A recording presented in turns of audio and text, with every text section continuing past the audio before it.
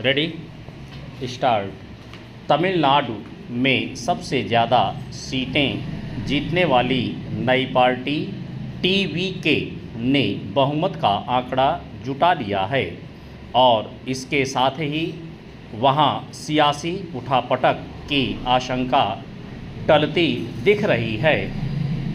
अभिनेता विजय की party TVK चुनाव में 108 सीटें जीतने में कामयाब रही, पर बहुमत से 10 सीटें कम होने की वजह से उसे सरकार गठन में परेशानी आई। इसकी वजह से एक समय ऐसा लगा कि वह सरकार नहीं बना पाएगी। उसके विधायकों ने यहाँ तक फैसला कर लिया कि अगर राज्य में किसी और की सरकार बनी तो वे विधानसभा से इस्तीफा दे देंगे। दरअसल चुनाव नतीजे के तुरंत बाद विजय की कुछ गलतियां हुईं जिनका उन्हें आगे ध्यान रखना होगा। जब गठबंधन की नौबत आए तब नेताओं को समावेशी होना पड़ता है। विजय में एक नेता के रूप में जो लचीलापन चाहिए उसका अभी अभाव है। राजनीति में फिल्मी स्टारडम मतदाताओं के बीच तो चलता है, पर राजनीतिक समाज में इसे ज़्यादा महत्व नहीं देता है। चेंज। अब तमिलनाडु में बहुमत विवाद सुलझ गया है, पर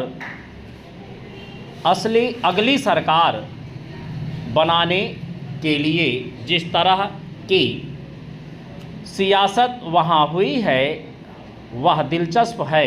तमिलनाडु ने याद दिलाया, राजनीति में अवसरवादिता के दिन नहीं लदते। यह आश्चर्य का विषय है कि दशकों से एक दूसरे की धुर विरोधी द्रमुक और अन्ना द्रमुक के बीच मिलकर सरकार बनाने की चर्चा चल पड़ी।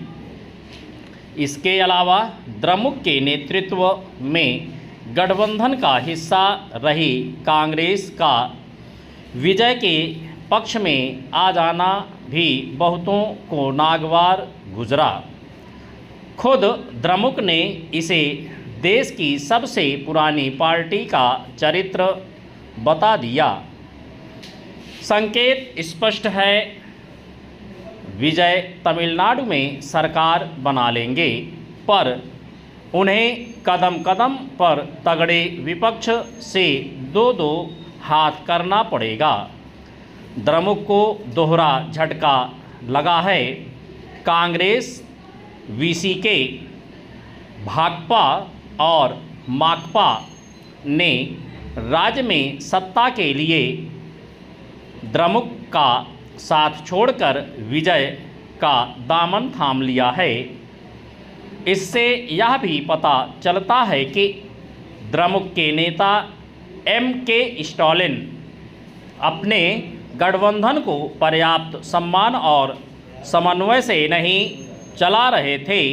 यह द्रविड़ पार्टियों का गैर समावेशी स्वभाव है कि ये चुनाव जीतने के लिए गठबंधन करती हैं, पर अपने सहयोगी दलों को सत्ता से दूर रखकर अपमानित भी करती हैं।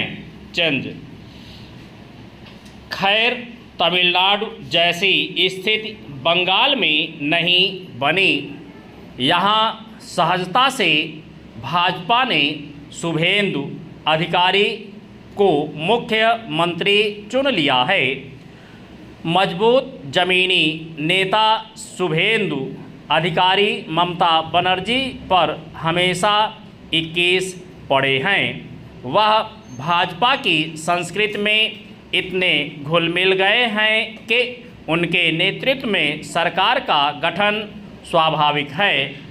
तृणमूल की आक्रामकता के सामने हिम्मत न हारने का पुरस्कार शुभेंदु अधिकारी को मिलना ही चाहिए था।